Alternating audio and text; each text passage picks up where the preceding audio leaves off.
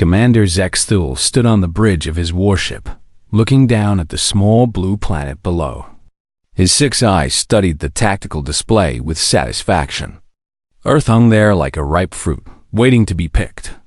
This would be another easy conquest for the Korthani Empire. "Sir, our scouts report minimal orbital defenses," reported his second-in-command, Varric.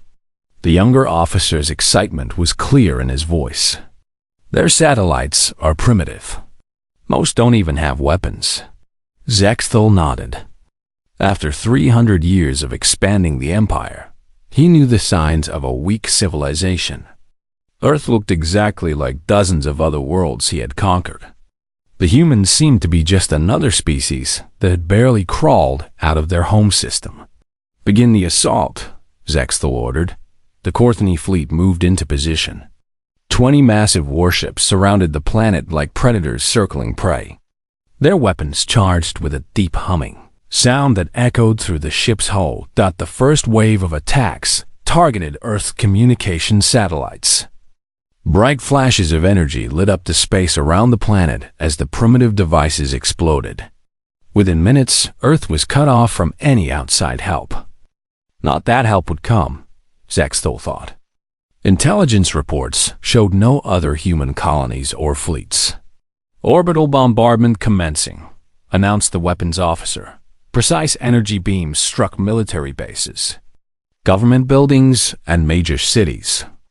The Korthani weapons were designed to disable, not destroy completely. Dead planets generated no profit for the Empire. They needed the humans alive to work in the mines and factories. Zexthul watched the tactical display as red dots marked successful strikes across Earth's surface. The human response was pathetic. A few crude missiles launched from the surface, but Korthani shields stopped them easily. Some primitive aircraft tried to reach the fleet, but they moved so slowly that point defense systems destroyed them without effort. "Sir, we're receiving surrender signals from major population centers," Varric reported. "New York, London, Tokyo, Moscow. They're all requesting terms. Already?" Zexthul felt disappointed. It's only been 6 hours since we began the attack. He had expected at least a fighting. Most species put up more resistance than this. The Korthani military doctrine counted on 3 to 5 days of combat to properly demoralize a planet's population. 6 hours seemed almost insulting. "Send down the landing forces," Zexthul commanded. "Occupy the major cities." Standard protocol. Thousands of Korthani soldiers descended in dropships. They wore powered armor that made them nearly invincible to human weapons. Their energy rifles could punch through any earthly material. Each soldier had been genetically enhanced for strength, speed, and endurance. The landings went exactly as planned. Human military units offered token resistance before surrendering. Their weapons were laughably primitive. They still used chemical propellants to fire metal projectiles. Some humans tried to fight with vehicles that moved on wheels or tracks. The Korthani soldiers destroyed them without taking a single casualty. By the end of the second day, every major city on Earth had fallen. The human governments formally surrendered. Their leaders were brought before Zexthul via video link from the planet's surface. "We accept your terms," said the human leader who called himself Secretary General. The man looked tired and beaten. "Our military forces will stand down. We request that civilians be treated according to galactic law." Zexthul studied the human's face. The creature looked remarkably similar to several other species the Empire had conquered. 2 arms, 2 legs, 1 head. Soft skin without natural armor or claws. Weak jaw muscles that suggested they ate mostly plant matter. Nothing impressive about them at all. "Your cooperation is noted," Zexthul replied through his translator device. "The Empire will treat your people fairly as long as they obey our laws. You will provide workers for our mining operations and manufacturing plants." "We understand," the Secretary General said. "May I ask?" How long will the occupation last? Indefinitely, Zexthel answered. Earth is now a colony world of the Korthony Empire. Your species will be given useful work. Be grateful that we allow you to live. The transmission ended. Zexthel turned away from the screen, feeling empty inside. Another conquest, completed with minimal effort. Sometimes he missed the old days when enemies put up real fights. Sir, casualty report, Vorak announced. We lost 0 soldiers. 3 minor injuries from equipment malfunctions. The humans lost approximately 12,000 military personnel. And civilian casualties? Minimal, sir. Perhaps 50,000 across the entire planet. Most died in the initial orbital strikes on military targets. Zexthel nodded absently. The numbers were almost embarrassingly low. High Command expected significant losses when conquering new worlds. How would he explain that Earth had fallen in less than 3 days? Begin establishing administration centers in major cities, he ordered. I want resource surveys completed within 1 week. This planet appears to have adequate farmland and mineral deposits. Over the following days, Zexthel's forces settled into occupation routine. The humans seemed resigned to their fate. They went about their daily lives, following Korthony orders without complaint. Work crews cleared rubble from damaged buildings. Farmers continued tending their crops. Factory workers reported to new Korthony supervisors that it was almost too easy. Zexthel found himself wondering if there was something wrong with this species. Most civilizations fought harder to defend their freedom. Even primitive cultures usually produced guerrilla fighters or resistance movements. But the humans just accepted everything. They followed orders, answered questions honestly, and seemed genuinely cooperative. Some even volunteered to help with administrative tasks. Perhaps they're simply a peaceful species, Vorak suggested when Zexthel voiced his concerns. Some races naturally submit to stronger powers. It makes our job easier. Zexthel supposed that was true. Still, something felt off about the whole situation. The conquest had been too simple, too clean. In 3 centuries of military service, he had never seen an entire planet surrender so quickly. He pushed the feeling aside. Success was success, regardless of how easily it came. High Command would be pleased with the quick victory and low casualties. Earth would become another productive world in the Empire's vast collection of colonies. The commander returned to his duties, filing reports and organizing supply lines. He had no way of knowing that his easy victory was about to become his greatest nightmare. 2 weeks into the occupation of Earth, Zexthel began noticing things that didn't make sense. Small details that nagged at his mind during the quiet hours of his shift. It started with conversations. His soldiers overheard from human prisoners. The translation devices picked up fragments of speech that seemed strange. Humans would mention something called the fleet or ask when the Marines were coming home. When questioned directly, they would just smile and say nothing important. Sir, I've been reviewing interrogation reports, Vorak said during the morning briefing. The humans keep talking about military forces that we haven't encountered. They claim their real army is somewhere else. Zexthel frowned. Psychological warfare, obviously. They're trying to make us think they have hidden reserves. Every defeated species tries that trick.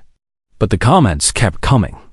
Human workers would mention places with names like Proxima Base and Alpha Centauri Station. When pressed for details, they would explain that these were colonial military installations or deep space patrol routes. Zexthel ordered his intelligence teams to investigate. What they found made him uncomfortable. Hidden beneath cities, his scouts discovered massive underground complexes. These weren't simple shelters or storage facilities. They were sophisticated command centers and barracks, designed to house thousands of people. The technology was far more advanced than anything they had seen on the surface. "Sir, you need to see this," reported Chief Scout Kexrall. The veteran soldier looked troubled as he transmitted data from beneath the city called Denver. "These facilities are huge, and they're completely empty." The images showed room after room of advanced equipment, computer systems with processing power that rivaled Corthony technology, weapon storage areas designed for firearms far more sophisticated than the primitive guns they had encountered, vehicle bays sized for machines much larger than anything in the human surface military. How many people could these facilities house? Zexthal asked. "Approximately 50,000 soldiers, sir. Just in this one location. We found similar complexes under 12 other major cities." Zexthal did the mathematics in his head. If each complex could house 50,000 troops, and there were at least 12 complexes, that meant Earth could support a military force of over 500,000 soldiers. Where were they all? More disturbing discoveries followed. Intercepted human communications revealed references to something called Colonial Defense Command. The humans spoke of this organization as if it were common knowledge. But no Corthony database had any information about human colonies or space-based military forces. "Perhaps their colonies are just mining stations or research outposts," Varric suggested. "Many primitive species establish small settlements on nearby asteroids or moons." But the evidence didn't support that theory. The humans talked about these colonies as major population centers. They mentioned the 17 worlds and outer rim territories as if they were discussing vast, established civilizations. Zexthal ordered his communications specialists to monitor all human transmissions more carefully. What they discovered made his blood run cold. The humans were sending messages into deep space. Not random broadcasts or emergency signals, but organized military communications. They were reporting the invasion to someone or something that was listening. "Sir, we've decoded some of the transmissions," reported Communications Officer Talvez. The technician's voice was nervous. "The humans are sending detailed reports about our forces, our positions, our capabilities.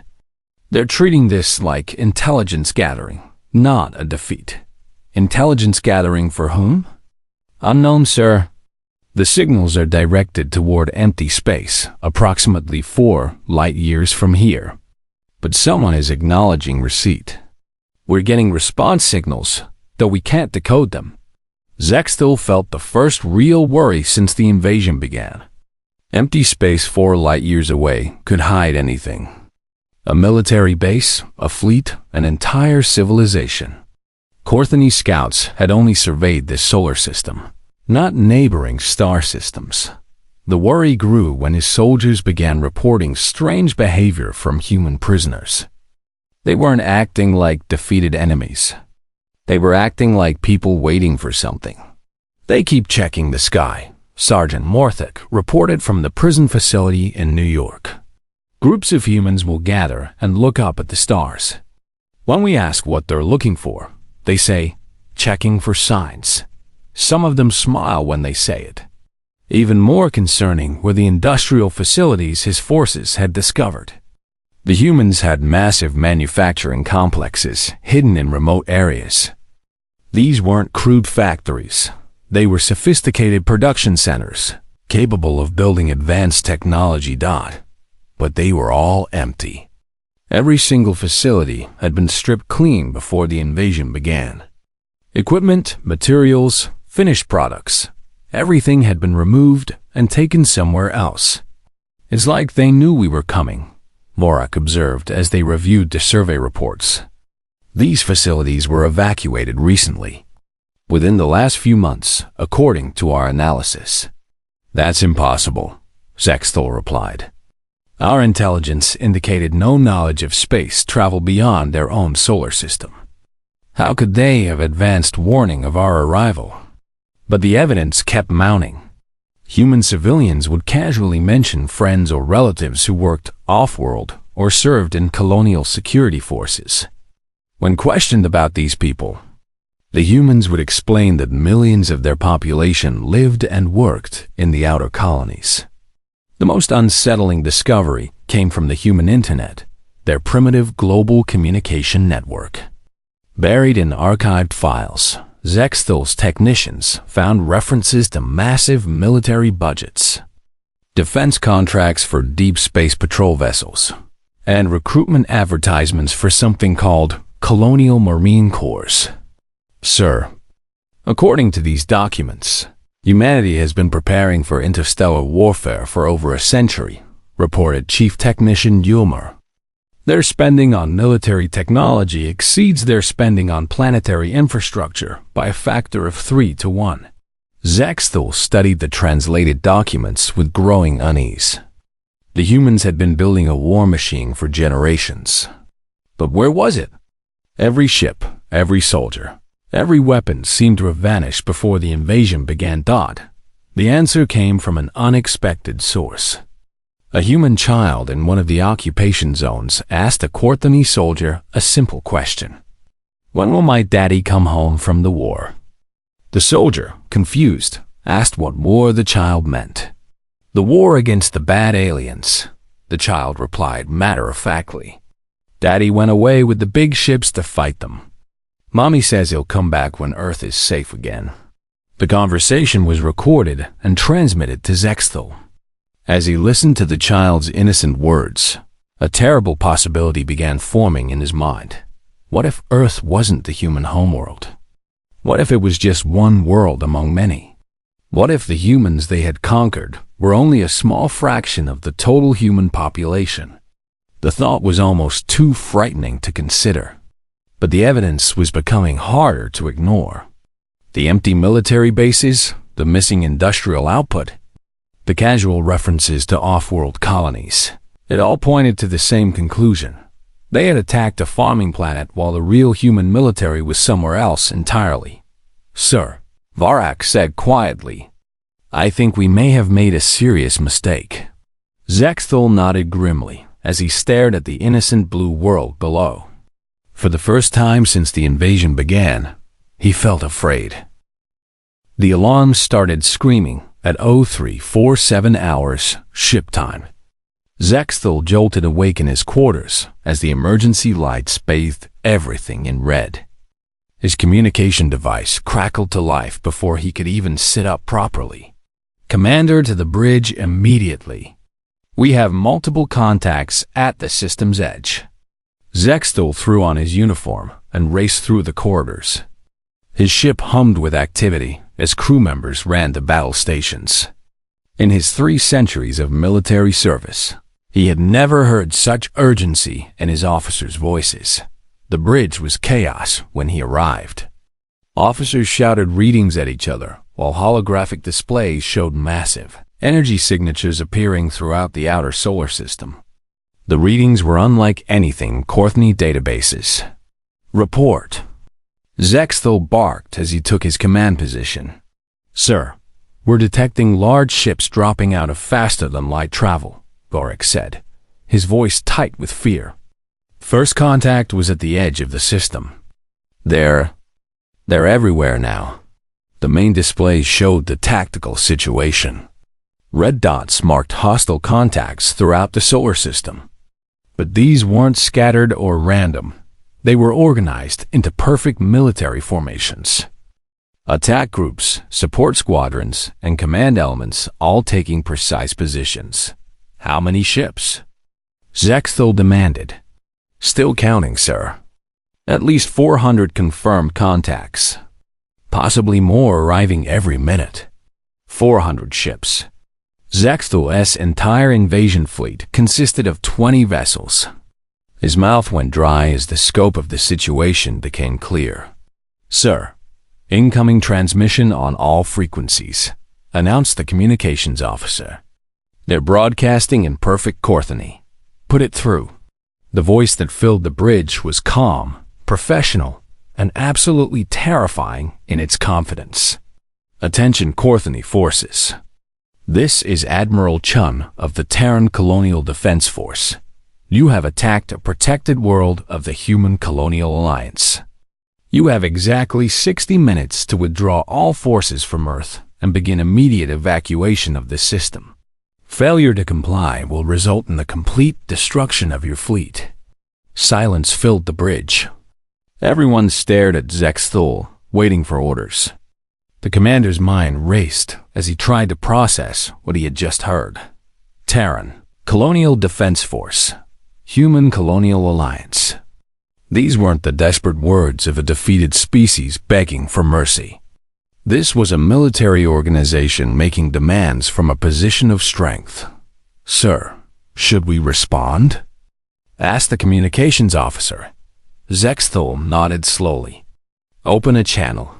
This is Commander Zexthul of the Korthani Empire. Your world has been legally conquered according to galactic law. We claim Earth as Imperial territory. Any interference will be considered an act of war against the Empire." The response came immediately, and Admiral Chun's voice carried a note of amusement. "Commander Zexthul, you seem to be under several misconceptions.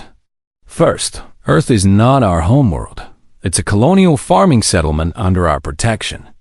Second, you have not conquered anything. You have attacked civilians while our military forces were deployed elsewhere. Third, a state of war already exists between your empire and humanity. You created it when you fired on our people." Zexthul felt ice form in his stomach. A farming settlement. They had attacked a farming settlement.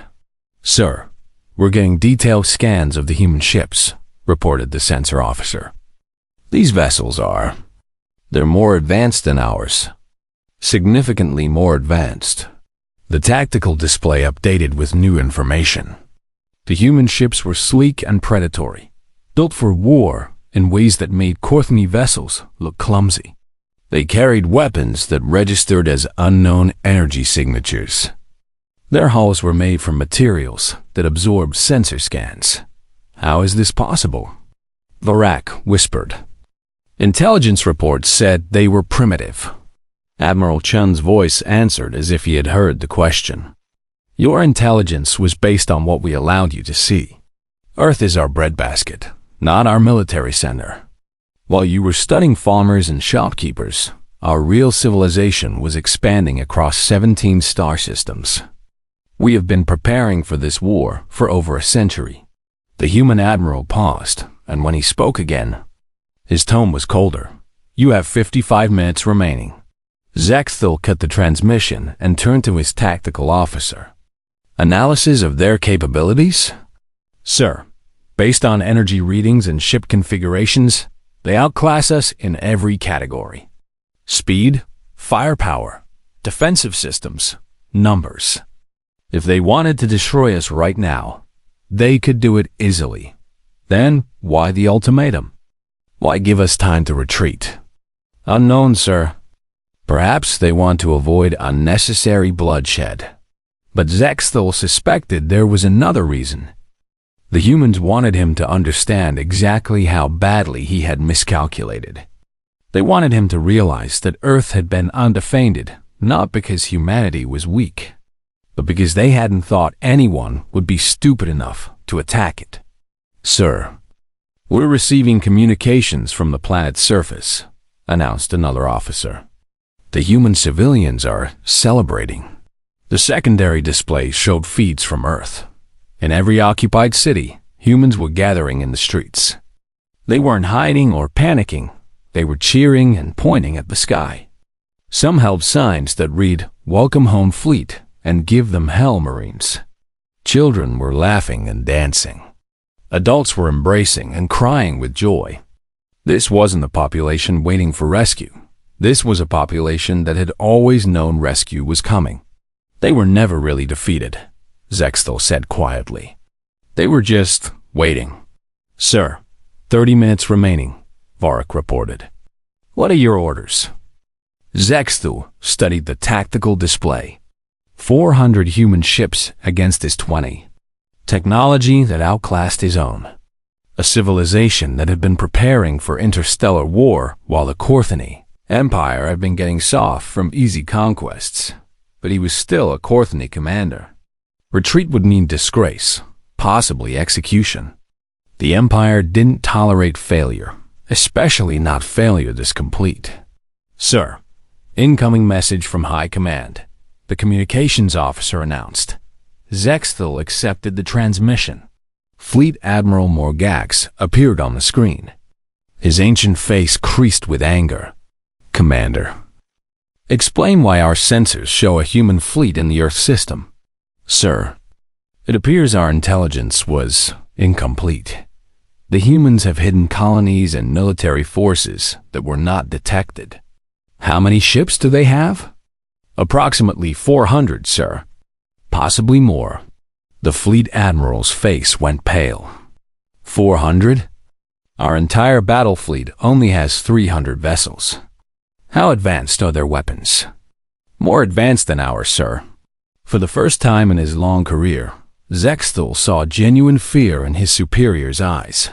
"Commander, you are ordered to retreat immediately. Do not engage the human forces under any circumstances. Return to Courtney space with all possible speed." "Understood, sir." But even as Zexthel gave the order to withdraw, he knew it was too late. The humans had made their intentions clear. This wasn't just about defending Earth anymore.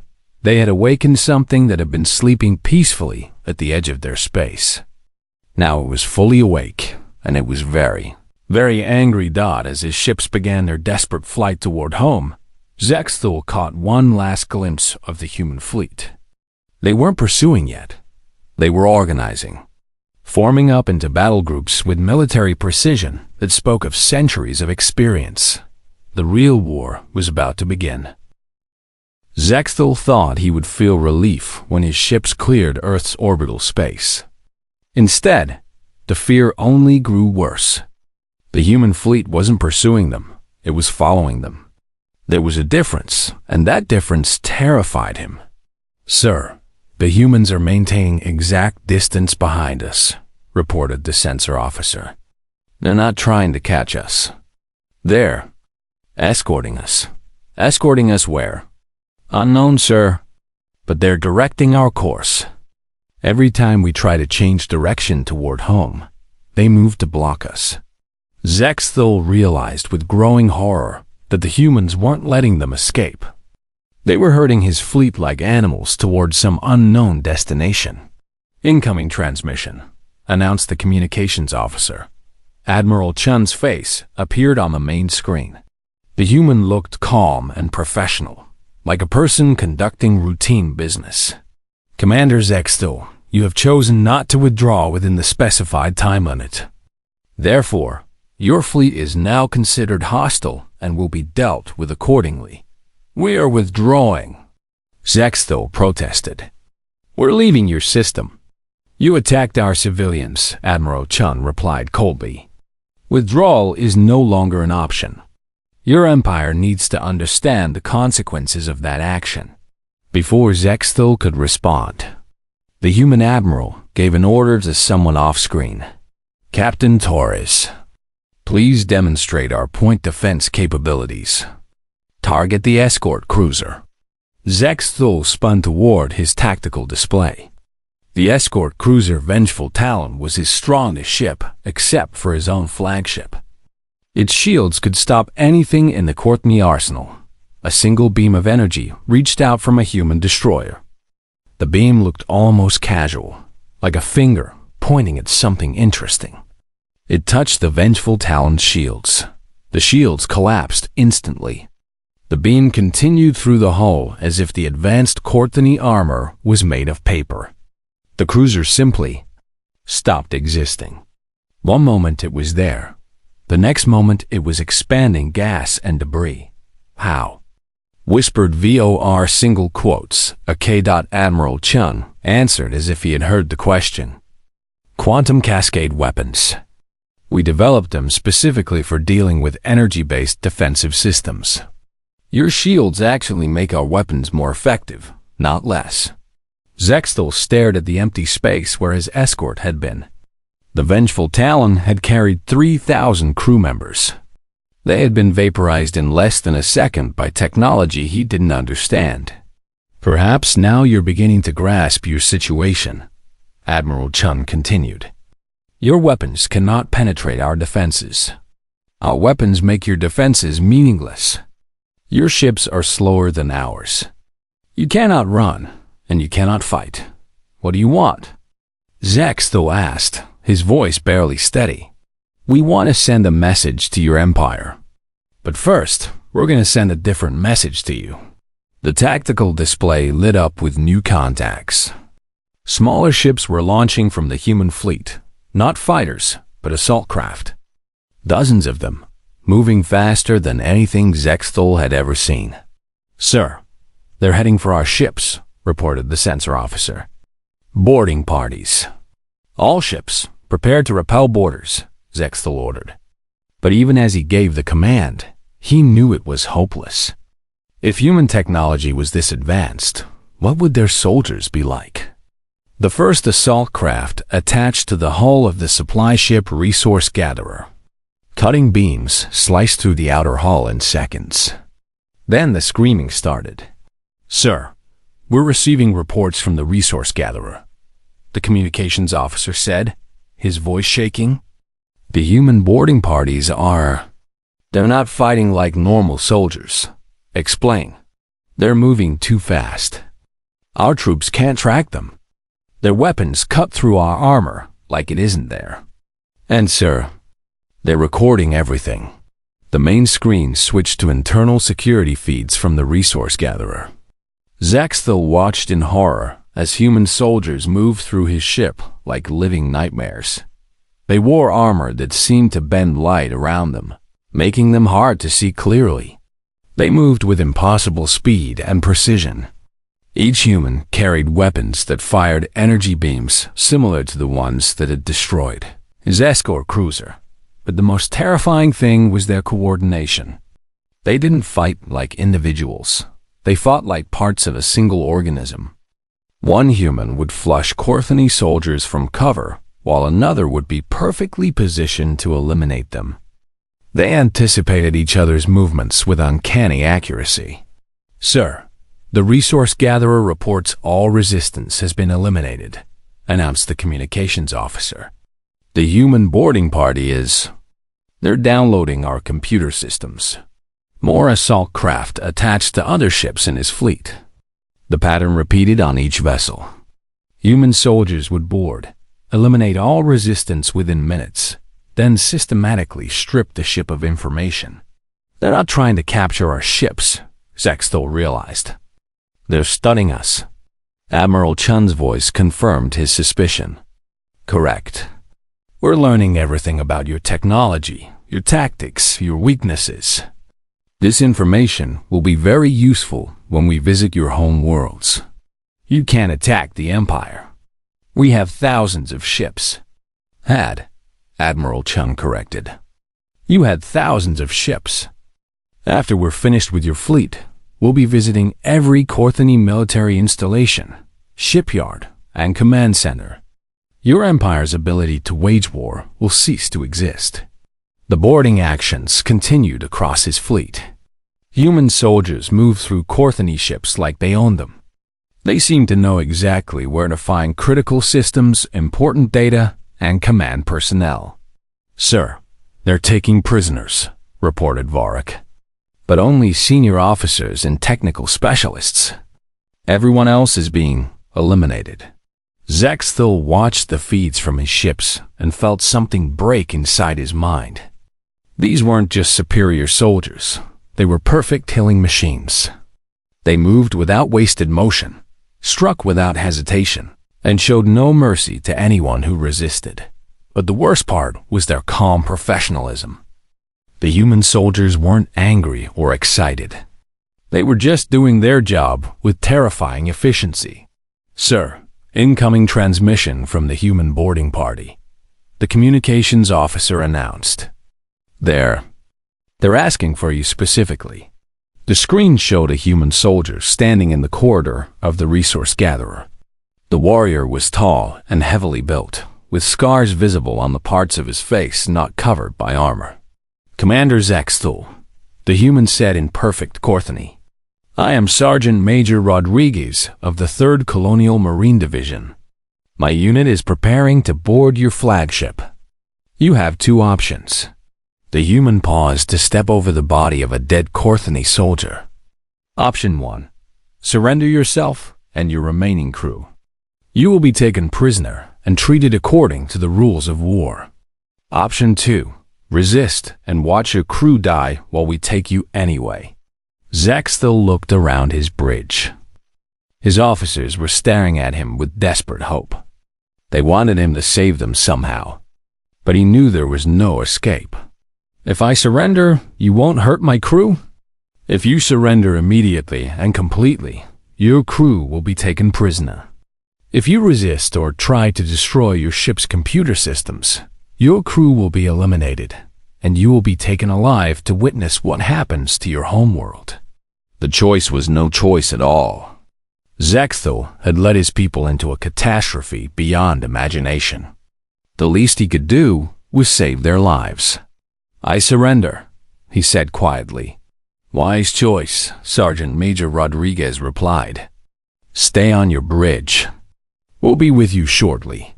As Zexthul waited for the humans to arrive, he wondered how many other civilizations had made the same mistake he had. How many species had seen Earth and thought it looked like easy prey? The answer, he suspected, was none, because none of them had survived to tell the tale. 6 months later, Zexthul sat in a human detention facility, writing his memoirs on a simple data tablet. The humans had kept their word. He and his surviving crew members were alive and treated well according to galactic law. But being alive to witness what followed was, perhaps, a crueler fate than death. Would have been. The facility was located on a space station orbiting a dead world that had once been the Corthony Empire's primary naval base. Through his small window, Zexthul could see the wreckage of what had been the most powerful military installation in Corthony space. Twisted metal and debris fields marked where the orbital shipyards and defense platforms had stood. The humans had been thorough. Today I received news of the fall of Korthax Prime, Zexthul wrote. The capital world of our empire surrendered after a 3-day siege. Emperor Veltar himself signed the Articles of Capitulation. The Corthony Empire, which had dominated this region of space for 800 years, no longer exists. He paused in his writing to watch a human patrol ship glide past his window. The vessel moved with that same predatory grace he had first witnessed at Earth. Even now, months later, the sight made his blood run cold. The humans had done exactly what Admiral Chun had promised. They hadn't just defeated Zexthul's invasion force. They had systematically dismantled every aspect of Corthony. Military power. First had come the hunting of his scattered fleet. The humans had tracked down every ship that had participated in the Earth invasion, no matter where they tried to hide. Some had fled to the Outer Rim territories. Others had sought sanctuary in neutral space. A few had even tried to disguise themselves as civilian vessels. None of it mattered. The human colonial defense force had found them all, but the fleet was just the beginning. Using the intelligence gathered from captured Corthony ships, the humans had mapped every military installation in the Empire. Then they had visited each one personally. Zexthul wrote about the reports he had received during his captivity. Corthony admirals sending desperate messages as human fleets appeared in their systems. Defense platforms being destroyed by weapons that ignored shields and armor. Entire battle groups being eliminated before they could even form up to fight. The humans didn't conquer Corthony worlds. They simply removed the Empire's ability to wage war. Shipyards were destroyed. Military academies were closed. Weapons factories were reduced to rubble. But civilian populations were left untouched. They don't want our territory, Zexthul wrote. They don't want our resources or our people. They only want to ensure we can never again threaten their civilians. The realization of humanity's true nature had come slowly. The humans weren't just another spacefaring species with advanced technology. They were something else entirely, a civilization that had evolved to wage war on a scale that other species couldn't comprehend. During his interrogation sessions, human officers had explained their history to him. For thousands of years, humanity had fought wars on their homeworld. They had developed strategies, tactics, and weapons in an endless cycle of conflict and improvement. When they finally reached the stars, they had brought all that accumulated knowledge with them. Every human colony is both a civilian settlement and a military fortress, Admiral Chun had told him during one of their conversations. Every human civilian receives basic military training. Every human ship can be converted to military use within days. We learned long ago that peace is only possible when you're prepared for war. The humans had spent over a century preparing for interstellar conflict. While other species developed trade networks and diplomatic relationships, humanity had been building the most effective war machine in the galaxy. Earth wasn't their homeworld. It was their agricultural center. The real human civilization existed on dozens of colony worlds, each one a fortress that could withstand siege for years. Their actual military forces numbered in the millions, with fleets that dwarfed anything the Korthani Empire had ever assembled. Zexthul had attacked what he thought was a helpless farming community. In reality, he had kicked a sleeping tiger. The irony, he wrote, is that the humans genuinely wanted peace. Earth was undefended because they never thought anyone would be stupid enough to attack it. They assumed that any spacefaring civilization would recognize the signs of an advanced military and avoid conflict. The humans had been content to stay in their own region of space, trading peacefully with neighbors and defending their colonies from the occasional pirate raid. They had no interest in conquest or empire building. But when Zexthul had attacked their civilians, he had forced them to reveal their true capabilities. And once awakened, the human military machine had proven unstoppable. The Korthani Empire's surrender had come after human fleets appeared in orbit around the capital world. Emperor Veltar had been shown detailed recordings of what happened to military targets that resisted. The choice between surrender and annihilation had been simple. The peace terms are surprisingly generous, Zexthul wrote. The humans demand no tribute, claim no territory, and impose no government. They simply required that all Korthani military forces be disbanded, and that the Empire never again maintain an offensive military capability. Former Korthani worlds were free to govern themselves however they chose. Trade and civilian travel were unrestricted. The only requirement was that they never again threaten anyone under human protection. It is perhaps the most complete victory in galactic history, Zexthul continued. An entire empire eliminated as a military threat, but its people left free and unharmed. The humans have proven that they can wage war with surgical precision. But the most chilling aspect of the human victory was how easily they had achieved it. The entire campaign had lasted less than 6 months. The humans had deployed only a fraction of their military force.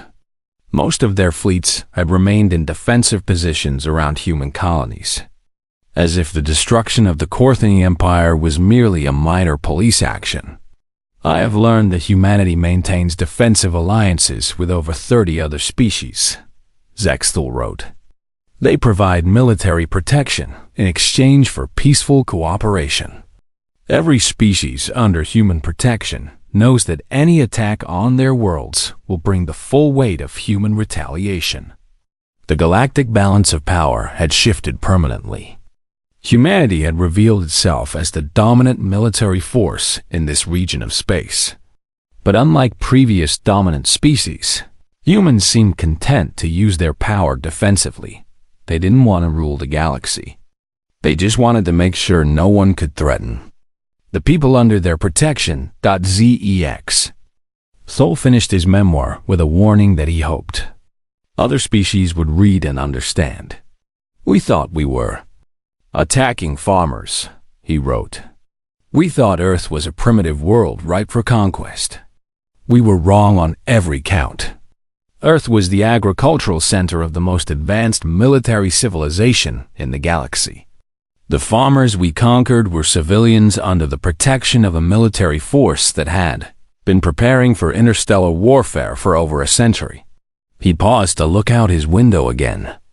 A massive human battleship was passing by, its hull bristling with weapons he couldn't identify. Even in victory, the humans maintained constant patrols to ensure peace was preserved. To any species reading this account, Zexthal concluded, "Learn from our mistake.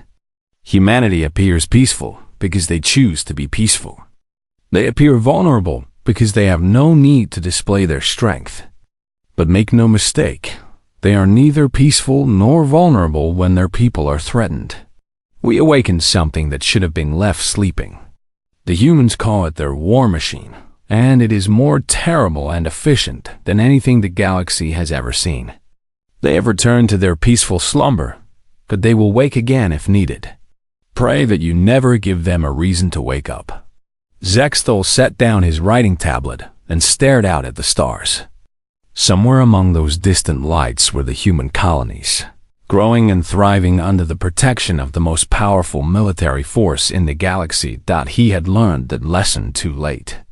Perhaps others would be wiser. The former commander of the Corthony invasion fleet settled back in his chair to wait for morning. In a few hours, he would be released as part of the peace agreement. He would return to what remained of his homeworld and try to build a new life in a galaxy where humanity stood watch.